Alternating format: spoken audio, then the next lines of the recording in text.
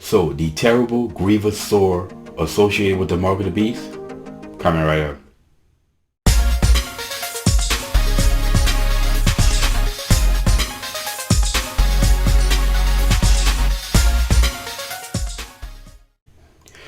What's up, y'all? Welcome back to Conscious Logic and Reason. As always, I want to say thank y'all for joining me today. Greatly appreciated. So, in continuing with the mark of the beast, there's other information that the Bible gives us about it, and specifically we're going to talk about this terrible sore that the Bible says is going to be associated with the mark of the beast. If you read the Bible, and this is in Revelation 16:2, and to read it, it says that and this is talking about the vials. We know the Bible talks about the seven trumpets, and this is the vials, the seven vials. And now one of the vials is going to be Revelation 16:2. And the first angel went and poured out his vial upon the earth, and there fell a noisome and grievous sore upon the men which had the mark of the beast, and upon them worship his image. Again, worship involved in the mark of the beast. So the reason why I think it's so great for people to explain this, because what it does is it removes a lot of the, quote unquote mysticism kind of associated with religion and religious texts. And when you start to actually break it down to something that's plausible, and it becomes a lot more believable to people, and people can understand it. And that's the purpose here. So how could it possibly be that the mark of the beast can cause this terrible sore on people as they see? Well, I believe that RFID, and if you never heard that before, just stand for radio frequency identification. It's identification through radio frequency on a chip. And this is technology that's been out there and it's been used before. It's just simply some type of chip, very small chip, and it has no power source with it. But if you throw energy at it with, say, a scanner, then it's able to relay information back that was stored on the chip. So if you want to know information about a specific thing or the information on the chip, you use your scanner, you can scan it, and it will tell you all the information that's on the chip. Now, this technology is proposed to be used in various situations. I remember Walmart, at one point in time, they were going to use RFID to scan all their shipments to the stores where it can easily be tracked. They were putting these little bar scanners, but nothing ever came of it. They just took them down. Nothing came of this. But RFID is out there and is being used. Now, as far as the mark of the beast and how it can create a sore, as y'all know, when it comes down to microcircuitry, it can be basically burnt out with EMP. Now, EMP is just, again, electromagnetic pulse. It's just a pulse of electricity that just goes out in the air, and any small circuitry,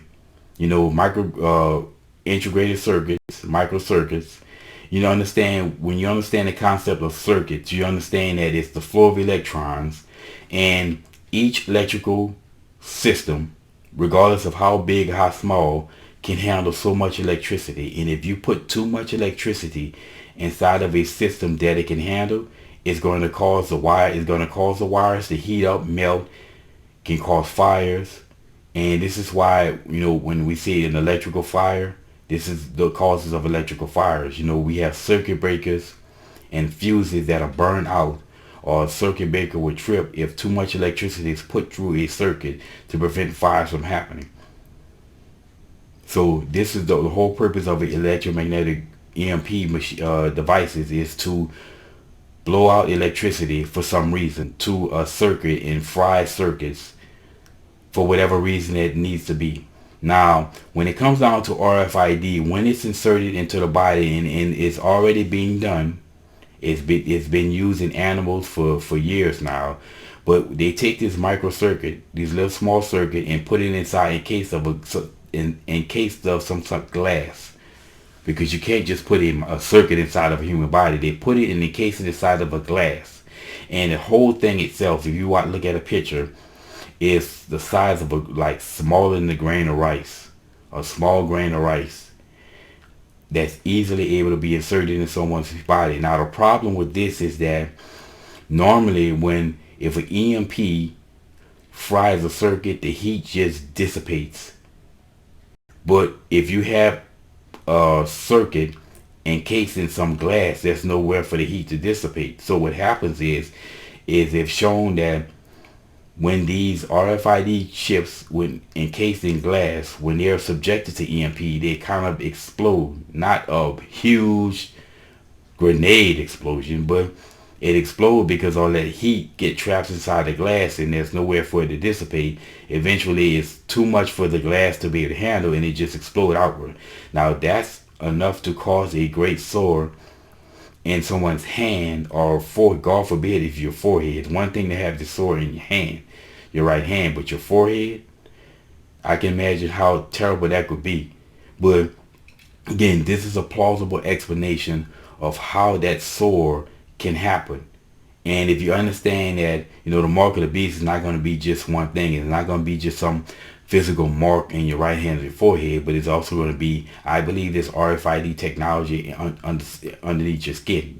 With this technology having all your account information, you don't need a debit card. You just need your hand or your right hand or your forehead.